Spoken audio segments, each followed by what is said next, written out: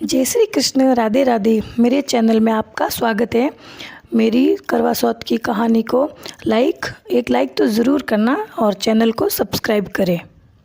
बहुत मेहनत लगती है लिखने में और वापस पढ़ने में, और मेरी आवाज़ भी इतनी अच्छी नहीं है। फिर भी आपसे कह रही हूँ कि आप मेरी कहानी को लाइक ज़रूर करें और चैनल को सब्सक्राइब ज़रूर करें। कहानी बताती हूँ। एक गांव में एक साहूकार के 7 बेटे और एक बेटी थी। कार्तिक मास की शुक्ल पक्ष की चतुर्थी तिथि, जो अब करवा चौथ कहते हैं, जो साहूकार की बेटी ने अपने भाइयों के साथ करवा चौथ का व्रत रखा। साहूकार के बेटे भोजन करने बैठे तो अपनी बहन से खाना खाने को कहने लगे, क्योंकि बहन बहुत लाडकी थी। तो बोले, बहन भोजन कर लो। बहन बोली, मेरा व्रत है, अभी चांद नहीं निकला, मैं चांद को अर्घ देने के बाद अपना व्रत खोलूंगी। साहूकार के बेटे अपनी बहन से बहुत प्रेम करते थे, वह उसे भूखा व्याकुल नहीं देख पाए। तो उन्होंने नगर के पास एक पहाड़ी पर दीपक जलाकर छलनी की ओट में रख दिया और बहन से बोले, देखो बहन, चांद निकल आया है, अब तुम अपना व्रत खोल सकती हो। साहूकार की बेटी दौड़ी दौड़ी भाभियों के पास गई और कहने लगी, भाभी देखो, चांद निकल आया है, व्रत खोलते हैं। ये सुनकर भाभियाँ बोली, भाई साहब, ये तो आपका चांद निकला है, हमारा चांद निकलने में अभी समय है। भूख से व्याकुल साहूकार की बेटी भोली उसे चांद समझकर अर्घ देकर भोजन करने बैठ गई। जैसे ही उसने पहला निवाला तोड़ा तो उसे छींक आ गई। दूसरा निवाला खाने लगी तो उसमें बाल निकल आया, और तीसरा खाते ही उसके ससुराल से बुलावा आ गया, पति बीमार है, जैसे ही हालत में हैं, चलो।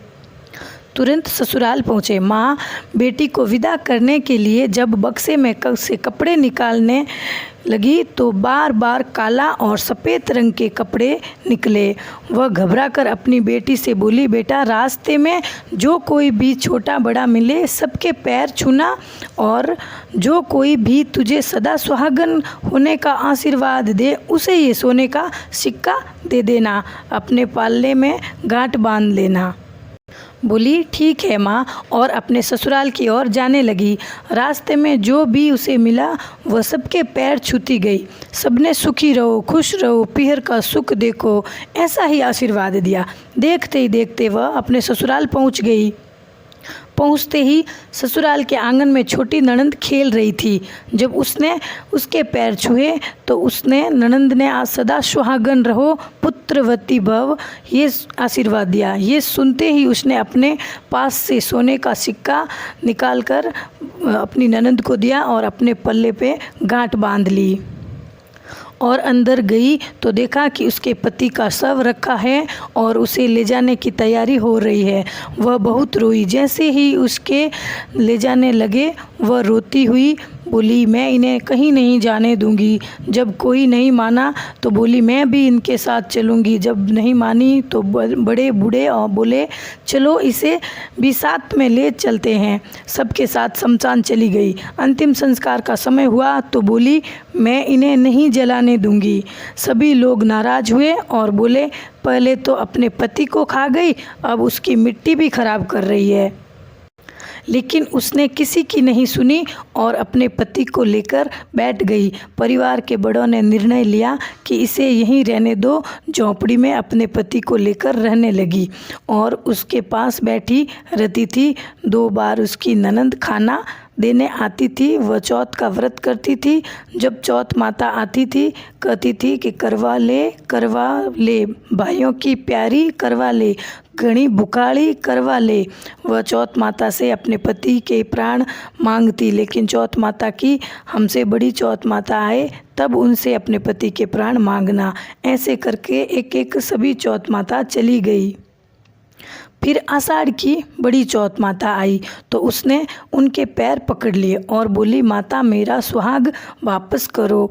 चौथ माता बोली, कार्तिक मास की करवा चौथ आएगी जो सबसे बड़ी है और वही तुमसे नाराज़ है, उसके पैर मत छोड़ना।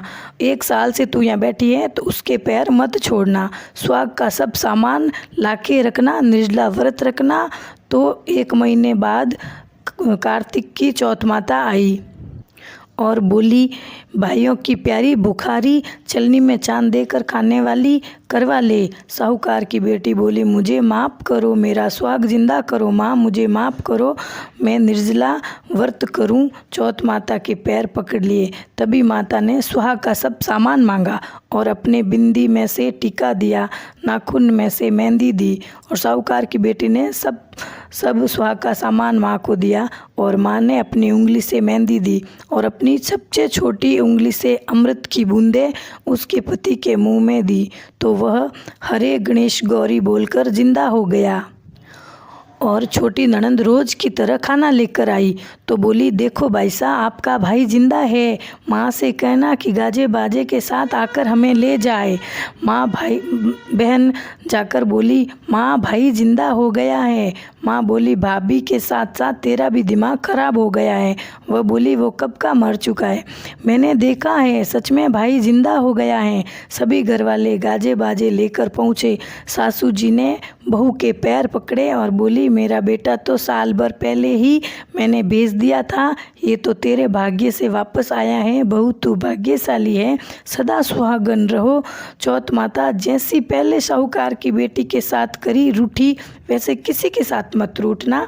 और अभी जो साहूकार की बेटी को तूने सुहाग लौटाया, वैसे सबको देना। ये कथा कहते समय हुकार भरने वालों और सुनने वालों पर सबको सुहाग देना। सब पर कृपा बनाए रखना। जय चौथ माता की। और मेरे चैनल को सब्सक्राइब ज़रूर करना सखियाँ, लाइक करना मत भूलना प्लीज़।